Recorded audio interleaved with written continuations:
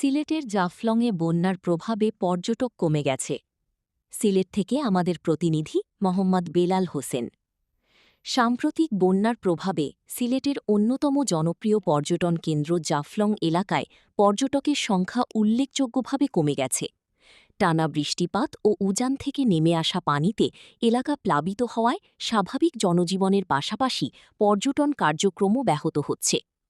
স্থানীয় ব্যবসায়ীরা জানান, সাধারণত এই মৌসুমে দেশের বিভিন্ন স্থান থেকে বিপুল সংখ্যক পর্যটক জাফলংয়ে ভিড় করেন, কিন্তু বন্যার কারণে যোগাযোগ ব্যবস্থা ব্যাহত হওয়া এবং নিরাপত্তা শঙ্কার ফলে পর্যটকদের আগমন অনেকটাই কমে গেছে।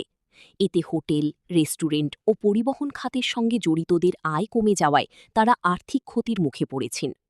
এদিকে স্থানীয় প্রশাসন জানায়, পরিস্থিতি স্বাভাবিক না হওয়া পর্যন্ত অপ্রয়োজনে ভ্রমণ না করার জন্য পর্যটকদের প্রতি আহ্বান জানানো হয়েছে। পাশাপাশি বন্যা পরিস্থিতি মোকাবিলায় প্রয়োজনীয় পদক্ষেপ গ্রহণ করা হচ্ছে। পর্যটন সংশ্লিষ্টরা আশা করছেন, পানি কমে গেলে এবং পরিস্থিতি উন্নতি হলে আবারও জাফলংয়ে পর্যটকদের আগমন বাড়বে।